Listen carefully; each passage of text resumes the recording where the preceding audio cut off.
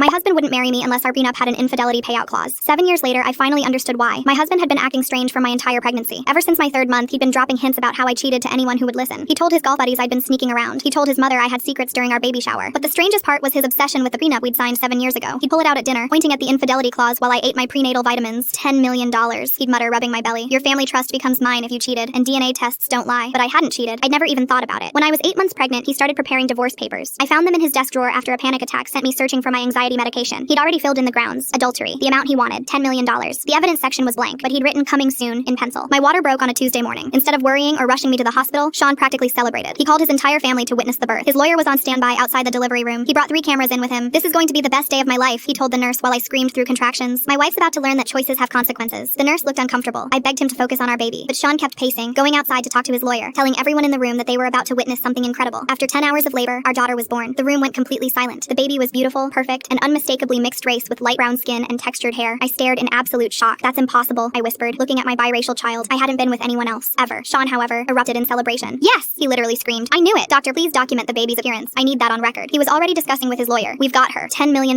just like the prenup says. But I was in complete shock, staring at my baby girl, trying to understand how this was possible. Sean, I sobbed. I swear on my mother's grave I never cheated on you. He laughed. The baby says otherwise. Sean served me divorce papers the next morning while I was breastfeeding our daughter for the first time. His lawyer read the terms out loud. Based on clear evidence of infidelity, my client is entitled to $10 million from your trust fund. I remember calling my family's lawyer, Mr. Torres, in tears while Sean took selfies with the baby to document her features. He arrived within 2 hours, looked at the papers, then looked at my daughter. Don't sign anything. Don't agree to anything. I'm going to investigate. Sean laughed so hard the baby started crying. 2 weeks for what? Look at the mutt. She's mixed. He actually pointed at our newborn saying it. Mr. Torres put his hand on my shoulder. He's not getting a dime. Give me 2 weeks. Sean chuckled like he had already won. 2 weeks later, we all met in Mr. Torres's conference room downtown. Sean showed up with champagne, already celebrating his victory. He'd been posting on social media about his cheating wife and how DNA doesn't lie, but Mr. Torres was looking at me with an unmistakable smile. He pulled out a folder thick as a phone book. We've completed our investigation. My client, me, mentioned unusual symptoms during conception time. Unexplained sedation, forgetting time markers, waking up with odd injection marks. Sean's champagne glass froze midway to his lips. So, maybe she was drinking. Mr. Torres connected his laptop to the conference room television. We pulled your credit card records. Sean's face rose. 9 months ago, you purchased medical-grade sedatives and specialized insemination equipment. Sean was now pale. That proves nothing. Mr. Torres clicked to the next document. Your friend Terrence, who is African-American, reported a break-in at his apartment 9 months ago. Someone stole the reproductive samples he'd stored for IVF treatment with his wife. They were about to have a surrogate carry their child. Sean started sweating through his victory suit. You can't prove that was me. Mr. Torres pulled up security footage. This is you entering Terrence's building at 2 a.m. that night using his spare key from the gym locker you share. This is you entering your own apartment at 3 a.m. with medical supplies. This is you entering your bedroom where my client was sleeping after you drugged her tea. The room was dead silent. Mr. Torres turned to face Sean directly. You inseminated your own wife while she was unconscious with stolen genetic material to trigger your prenup's infidelity clause. That's assault. That's theft. That's fraud. The prenup is void. You get nothing. And you're going to prison for what you did to both Sarah and Terrence. Sean stood up and bolted for the exit. I thought we'd won. I had no idea Sean had a backup plan. Full story on channel linked below.